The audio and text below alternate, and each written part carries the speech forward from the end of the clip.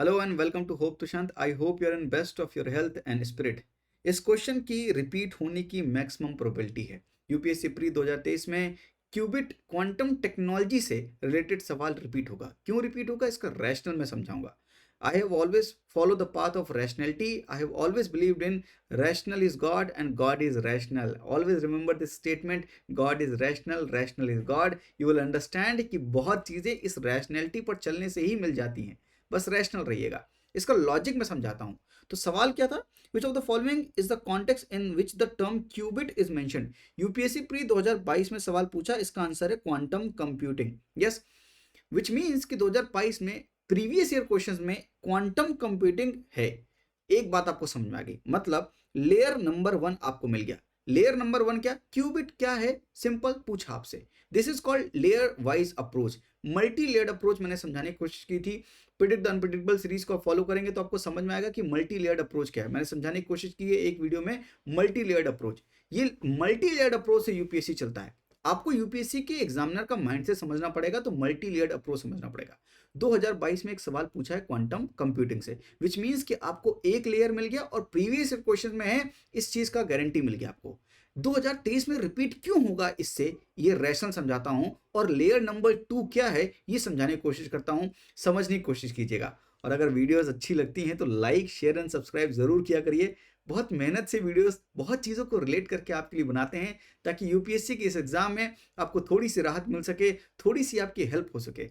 UPSC का ये unpredictable game to an extent आपको प्रिडिक्टेबल बना के दिया जा सके, ताकि आप रैशनल अप्रोच में चल सके। चलिए, तो यूपीएससी के प्रीवियस ईयर क्वेश्चन में ये पूछा जा चुका है, पिछले वाले में ये पूछा है। अभी 2023 में क्यों पूछेगा? इसलिए पूछेगा क्योंकि नोबेल प्राइज 2022 का फिजिक्स में क्वांटम टेक्नोलॉजी को मिला है। दैट्स वाई इसके पूछे जाने की मैक्सिमम प्रोबेबिलिटी है। नहीं सर, नोबेल प्राइज तो मिला है, ठीक है, प्रीवियस ईयर क्वेश्चन है, ये भी ठीक है। क्या कोई और लॉजिक है? नोबेल प्राइज में क्या यूपीएससी इंटरेस्टेड है? Answer is yes. अगर आप देखेंगे तो बहुत पहले इंटरेस्ट शो किया था। 2008 में पूछा था कि किसको नोबेल प्राइज फिजिक्स में मिला है। 2008 में पूछा था कि Nobel prize winning scientist James D Watson किस काम के लिए जाने जाते हैं। तो ये 2008 में यूपीएससी प्रीवियस ईयर क्वेश्चंस में प्री में पूछा करता था, यानी पहले नोबेल प्राइज में इंटरेस्टेड था।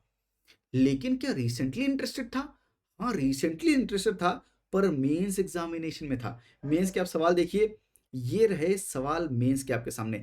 Nobel prize in physics 2014 was jointly awarded to Akasaki Amano Nakamura for the invention of the blue LEDs in the 1990s.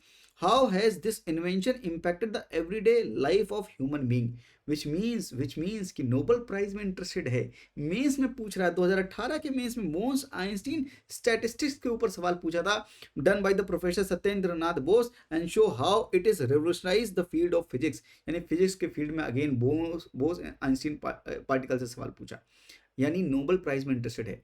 Pre में बहुत पहले था, लेकिन मेंस में लेटेस्टली 2021 में ही सवाल पूछा है, और 2022 में क्वांटम टेक्नोलॉजी से सवाल पूछा है। अगर हम दोनों को मर्ज कर दें तो नोबेल प्राइज 2022 में अगर फिजिक्स में क्वांटम टेक्नोलॉजी को मिला है, क्वांटम टेक्नोलॉजी के ऊपर एक प्रीवियस ईयर क्वेश्चन है, मेंस में नोबेल प्राइज के ऊपर एक सवाल है, तो क्या 2023 में सवाल बन सकता है? आंसर इज एब्सोल्युटली यस, क्योंकि ये क्वांटम टेक्नोलॉजी बहुत इंपॉर्टेंट टेक्नोलॉजी है साइंस एंड टेक्नोलॉजी के परस्पेक्टिव से।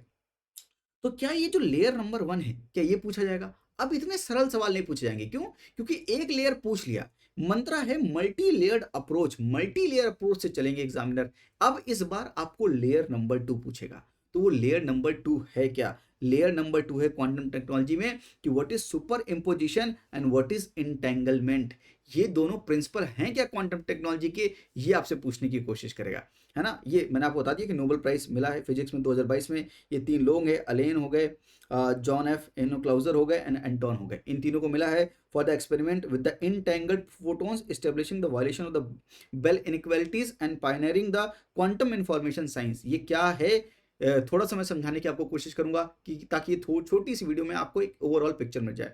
बहुत क्रूड लैंग्वेज में आपको समझाने की कोशिश करूंगा। लेयर 2 में आपको सुपर इंपोजिशन इंटेंगलमेंट से सवाल पूछेगा, या आपको पूछ सकता है क्वेस्ट किससे रिलेटेड है। इस अगर आपको लेयर 1 भी पूछेगा तो इस बार आपसे पूछेगा quest. Quest stand for quantum enabled science and technology, यानी सवाल यहां से पूछ सकता है, क्वेस्ट के बारे में पूछ सकता है। तो क्वांटम टेक्नोलॉजी बहुत इंपॉर्टेंट है। मेंस के पर्सपेक्टिव में नोबेल प्राइज पूछा है, प्री यूपीएससी के प्रीवियस ईयर क्वेश्चंस में क्यूबिट के बारे में पिछली बार पूछा है, 2023 में क्वांटम टेक्नोलॉजी से पूछ सकता है। तो ये क्वांटम टेक्नोलॉजी में सुपर इंपोजिशन इंटेंगलमेंट है क्या? मैं बड़ा क्रूड एग्जांपल आपको एकदम सरल करके समझाना चाहता हूँ, एकदम ईजी करके। एक स्टोरी है मेरे पास, स्टोरी से समझाने की कोशिश करता हूँ, सुनने की कोशिश कीजिएगा, आपको बहुत मजा आएगा। तो एक बार कृष्ण भगवान कहीं जा रहे थे, तो राधा ने बोला कि आप कहाँ जा रहे हो भगवान, मुझे भी चलना है आपके साथ। तो कृष्ण बोला कि नहीं नहीं, आपको साथ में लेके नहीं जा सकते। तो राधा बोली कि ऐसा क्या, क्या मैं आपकी प्रेमिका हूँ इसलिए आप लेकर मुझे नहीं जा रहे हो? मैं आपकी पत्नी बनना चाहती हूँ, लेट्स डू मैरिज, शादी कर लेते हैं, एंड तब आप मुझे ले जाकर लेकर जा सकेंगे। तो कृष्ण भगवान ने फिर भी बोल दिया कि नहीं, तब भी मैं लेके नहीं जाऊंगा। तो राधा बड़ा गुस्सा हुई कि ऐसा कैसे, आप ऐसा क्यों करेंगे? तो क्या मैं आपसे शादी नहीं कर सकती? चलिए शादी कर लेते ना, शादी नहीं करोगे आप मुझसे? तो भगवान ने बड़ा प्यारा जवाब दिया।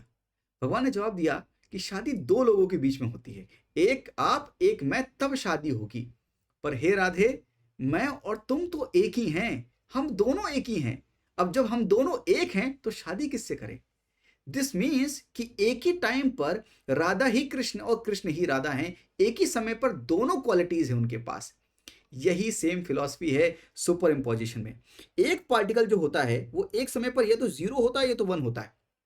सब एटॉमिक पार्टिकल की बात करें या किसी पार्टिकल की बात करें, तो अगर आप कंप्यूटर यूज करते हैं उसमें भी, या तो आप जब भी कोई की प्रेस करते हैं तो या तो जीरो इन्फॉर्मेशन जाती है कंप्यूटर को, या तो वन जाती है। यानी zero zero one one zero zero, इस फॉर्म में इंफॉर्मेशन ट्रेवल करती है, और उसके हिसाब से जो भी होता है वहां पर पूरा प्रोसेस होकर फिर सामने आपके पास जो भी फोटो पिक्चर आती है, ये कंप्यूटर में होता है। तो जीरो वन एक स्टेट है, जीरो मतलब लाइट बंद है, वन मतलब लाइट चालू है। यानी एक पार्टिकल एक समय पर या तो बंद है या तो चालू है। लेकिन क्वांटम टेक्नोलॉजी की खास बात यह है कि वहां का जो पार्टिकल है वो एक ही समय पर जीरो वन दोनों हो सकता है। वो राधा भी है, वो कृष्ण भी है, दोनों एक ही समय पर हैं। विच मीन्स कि क्वांटम टेक्नोलॉजी में एक पार्टिकल एक ही समय पर दोनों स्टेट में रह सकता है, जीरो वन की स्टेट में। इसे हम बोलते हैं सुपर इंपोजिशन। सुपर मतलब एक दूसरे के ऊपर रह रहे हैं, साथ में रह रहे हैं एक ही स्टेट पर, जीरो वन। सुपर इंपोजिशन समझ में आ गया? राधा कृष्ण दोनों एक ही हैं, अलग अलग नहीं है। What is entanglement? तो अगर राधा कृष्ण हैं तो इनके बीच में दूरी चाहे कितनी भी हो, या आप आज के मॉडर्न युग में समझें तो अगर कोई गर्लफ्रेंड बॉयफ्रेंड है, जाहिर सी बात है, अगर वो शॉर्ट डिस्टेंस रिलेशनशिप में है तो भी अगर एक को दुख हो रहा है तो दूसरे को भी दुख हो रहा है, एक खुश है तो दूसरा भी खुश है, यानी दोनों की खुशी दुख खुश साथ में, सुख दुख साथ में है। एक जैसा नेचर शो करेगा, दूसरे का आप नेचर प्रिडिक्ट कर सकते हैं कि वो क्या कर रहा होगा। अगर वो लॉन्ग डिस्टेंस भी हो गया ना तो भी मैटर नहीं करता। अगर यहाँ पर इंसान जो बैठा है उसका मूड कैसा है, उसके हिसाब से आप सामने वाले का मूड बता सकते हो कि वो कैसा होगा, चाहे दूरी कितनी भी हो। यानी वो एक दूसरे से इंटेंगल्ड है, एक दूसरे से इंटेंगल्ड है, यानी बंधे हुए हैं। वो जुड़वा मूवी आपने देखी होगी सलमान खान वाली, एक एक जो करता है दूसरा वही करता है, चाहे डिस्टेंस कितनी भी हो, एक एरोप्लेन में हो और एक बहुत दूर हो, तब भी जो वो करेगा वो सेम चीज परफॉर्म कर रहा था। याद है जेल में थे, जेल के अंदर था, एक बार था, अगर आपने मूवी देखी हो। तो कहने का मतलब ये है कि डिस्टेंस चाहे कितनी भी हो, अगर आप एक का नेचर जान लो कि एक कैसा है, एक की कैरेक्टरिस्टिक क्या है, दूसरे की आप अपने आप बता सकते हो। इसको हम बोलते हैं इंटेंगलमेंट प्रिंसिपल। तो सर इसका यूज क्या है? इसका यूज है, मान लीजिए एक मेरे पास बैठा है, कोई इंसान मेरे पास बैठा है, और एक मुझसे बहुत दूर यूनिवर्स में कहीं दूसरी जगह पर बैठा है। तो अगर जो मेरे पास बैठा है, अगर मैं उसका नेचर जानता हूं तो मैं दूसरे वाले को बता सकता हूं कि उसका मूड वहां पर कैसा होगा, उसकी कैरेक्टरिस्टिक कैसी होगी। यानी इंफॉर्मेशन, इधर की इंफॉर्मेशन पता करने के लिए मैं इधर देख के बता सकता हूं कि इधर क्या इंफॉर्मेशन है, इंफॉर्मेशन कितनी जल्दी फ्लो हो रही है, कितनी स्पीड से फ्लो हो रही है। मान लीजिए यूनिवर्स में कहीं पर कोई दूर पार्टिकल है, उससे इंफॉर्मेशन लेनी है, तो अगर वो स्पीड ऑफ लाइट से भी ट्रेवल करके हमारे यहां तक आएगा तो बहुत टाइम लग जाएगा। लेकिन क्वांटम टेक्नोलॉजी की मदद से, क्योंकि ये दोनों पार्टिकल एक दूसरे से इंटेंगल्ड हैं, तो इसका स्टेट देखकर आप बी का स्टेट बता सकते हैं। ये समझ आया इंटेंगलमेंट एंड सुपर इम्पोजिशन। अब नोबेल प्राइज क्यों मिला है, किस बात के लिए मिला है? ए और बी आपस में इंटेंगल्ड है, ए मेरे पास है, बी बहुत दूर है यूनिवर्स में कहीं और। अच्छा, सी मेरे पास है और डी बहुत दूर है यूनिवर्स में, लेकिन ए बी बात कर सकते हैं, सी डी बात कर सकते हैं, यस, क्योंकि दोनों इंटेंगल्ड हैं। लेकिन मुझे लगा कि यार इन दोनों की भी बात करवानी पड़ेगी, बी और डी की, ये कैसे होगा? इसी बात पे डिस्कवरी हुई कि अगर ए सी को आप इंटेंगल्ड कर दो तो बी और डी आपस में बात करने लगेंगे। यानी यूनिवर्स में एक दूसरा आइटम बहुत दूर, एक दूसरा आइटम बहुत दूर, दोनों आपस में बात करवा सकते हैं ए और सी अगर इंटेंगल्ड कर दिए जाएं, समझ गए बात, एक प्रिंसिपल। दूसरा बोला गया कि ए और बी, ए मेरे पास है, बी बहुत दूर है, लेकिन ए को बी से नहीं सी से बात करना है, सी में इंटरेस्टेड है, तो क्या सी बी से बात कर सकता है? बी को सी से बात करना है, तो क्या सी बी से बात कर सकता है?